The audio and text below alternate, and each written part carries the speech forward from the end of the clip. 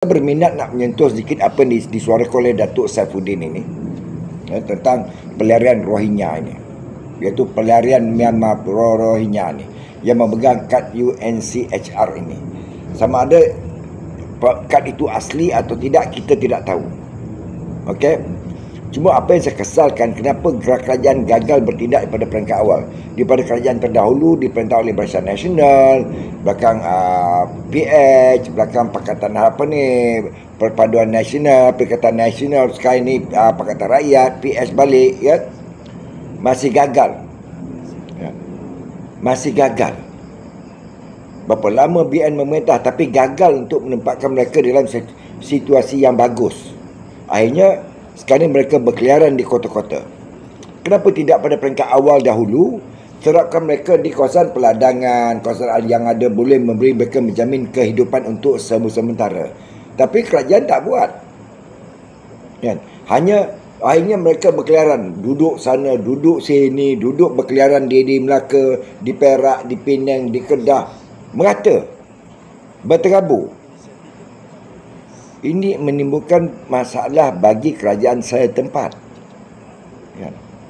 Akhirnya sekarang barulah Datuk kata nak serahkan mereka di peladangan apa semua. Kenapa daripada dulu tak buat? Ya.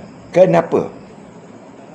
Jadi saya sarankan di sini, stop, berhentikan pengambilan pekerja daripada Bangladesh, Pakistan, Nepal dan India. Ambil saja, kalau nak ambil saja daripada Indonesia. Senang sebab Indonesia ni sebudaya dengan kita. Dan perempuan Rohingya ini, mana yang berkeliaran tak kena tempat apa semua, letakkan di kawasan peladangan, di sektor-sektor perkilangan, kan, agar mereka dapat mencari makan dengan lebih selesa dan masukkan anak mereka ke sekolah. Saya bukan nak bela mereka, tidak, itu adalah satu cara dia untuk mengekang mereka dan halang lagi di mana kerajaan harus halang kemasukan kapal-kapal yang lain. Dengan kata Malaysia ni ada radar cukup hebat, kan? Tapi gagal mengesan kemasukan pelarian ini. Saya tidak menentang mereka duduk Malaysia, tidak. Tapi seandainya mereka tanpa pengenalan diri, sampai bila mereka nak hadapi benda-benda ini? Ya. Kalau kita rasa kehasian, akhirnya anak-anak mereka berkeliaran tanpa bimbingan, tanpa pendidikan. Ini harus kita fikirkan. Ya. Dalam masa yang sama, ejen-ejen pekerja masih lagi memohon pada kerajaan nak buat masuk daripada pekerja daripada Bangladesh, daripada Nepal, daripada India. Yang dalam negara ni pun tak terurus, Datuk.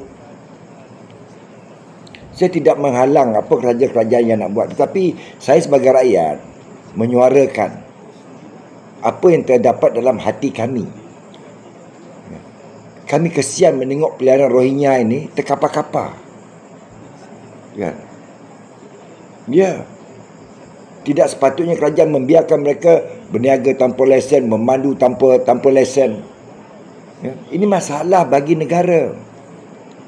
Masalah bagi masyarakat. Datuk cakap senang, Datuk dalam parlimen Datuk mementeri yang jalankan kerja orang-orang bawah. Bagaimana orang bawah ni nak jalankan kerja seandainya kerajaan tidak menempatkan mereka di suatu tempat yang bagus? Ya. Kita ada apa? Kita ada Felda, kita ada apa? Kita ada peladangan, IOI, kita ada apa? Kita ada Sustainability, kita ada apa? Kita ada Boston, kita ada apa? Kita macam-macam ladang ada, kita ada kilang, banyak kilang ada. Kenapa tak gunakan kakak mereka? Kenapa harus ambil lagi pekerja asing daripada negara luar? Akhirnya mereka terkapar-kapar. Ini menimbulkan kemarahan rakyat tempatan. Sebab kegagalan kerajaan menempatkan mereka di situasi yang bagus. Anak-anak mereka tanpa pendidikan.